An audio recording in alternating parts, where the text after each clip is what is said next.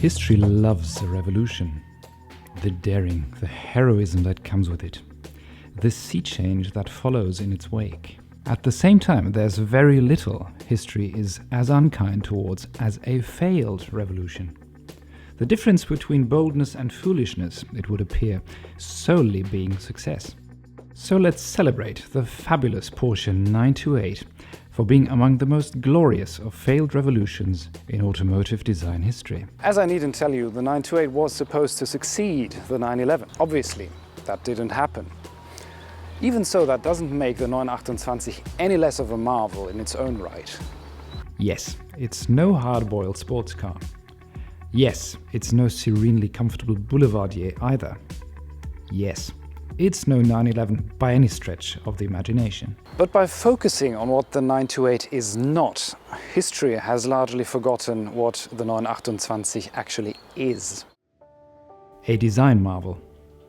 To understand how and why this masterpiece came into being, we need to cast our minds back half a century. A time when trousers were flared and fears that the all-important American market might outright ban thoroughbred sports cars, especially those loved and feared in equal measure for their potentially hazardous road manners, weren't a point of discussion in conspirative online forums, but inside the boardrooms of any major car manufacturer.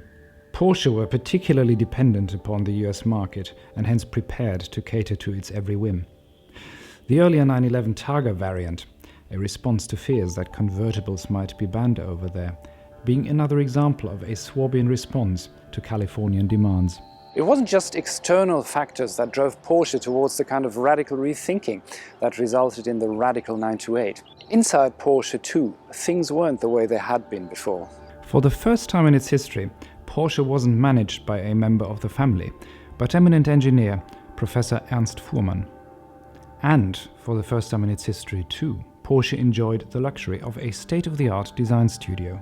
This brand new studio, located at the cutting-edge Weissach facility, was headed by a genuine hellraiser of a car designer, Tony Lapine. Lapine had been poached by Porsche management from General Motors and was tasked with updating Porsche's design department in every conceivable way.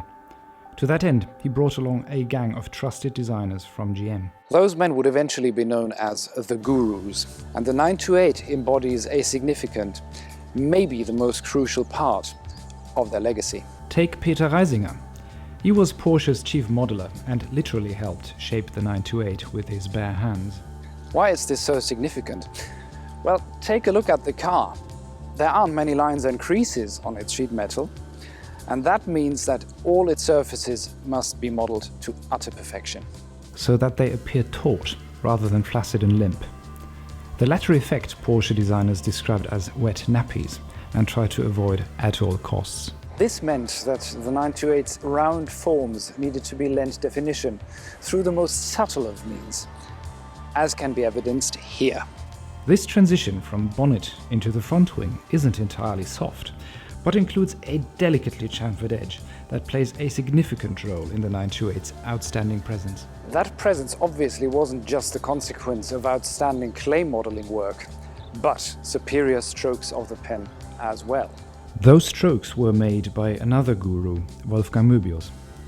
A tense perfectionist, Möbius penned a shape barely influenced by what had come before, that was about a decade ahead of its time. At the same time, while being a Porsche like no other, it still unmistakably was a Porsche. That was all the more remarkable an achievement, considering this was the 70s, the period in automotive design when style was measured in the sharpness of the origami-like creases found on almost all cars' sheet metal. The 928's bodywork obviously is fundamentally soft, Porsche soft.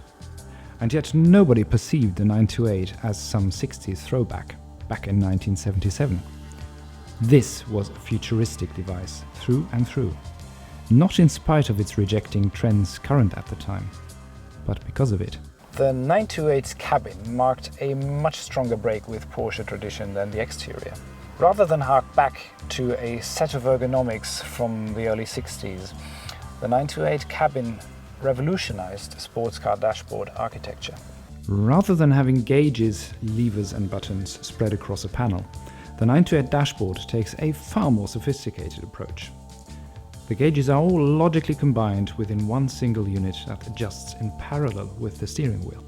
All other controls are located within easy reach on a central console angled towards the driver and passenger, a concept Porsche only recently revisited for the Panamera and Taycan cockpits.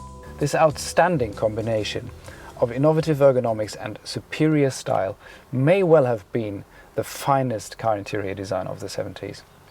It is a genuine masterpiece, and it was designed by a genuine master of his craft. Hans Braun. An honorary guru, Braun would later on be in charge of BMW interior design, defining the very cabins that so helped define that brand for several decades. Having singled out the immensely important contributions of Reisinger, Möbius and Braun, we must consider that they could only ever deliver this kind of exceptional work in an exceptional context. Yes, they had far more money to spend on the 928 than any other car design in Porsche history before it.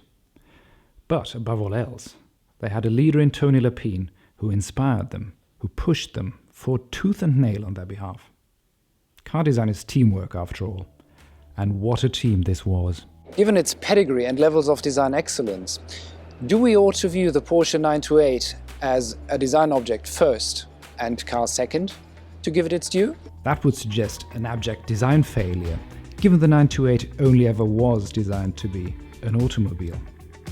Instead, it'd be worth not viewing the 928 as a traditional Porsche. That always meant the 928 would have to be compared with the 911, the Steve McQueen of cars, whose every shortcoming only added to its appeal and charisma.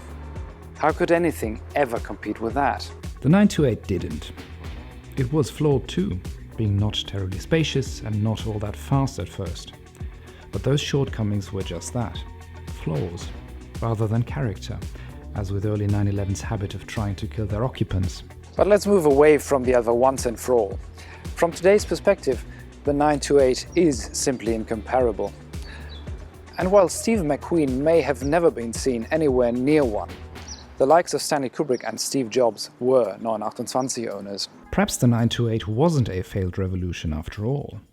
The fact that an exceptional group of creatives and craftsmen somehow all congregated at the right time, in the right place to create it, would suggest it was more of a miracle.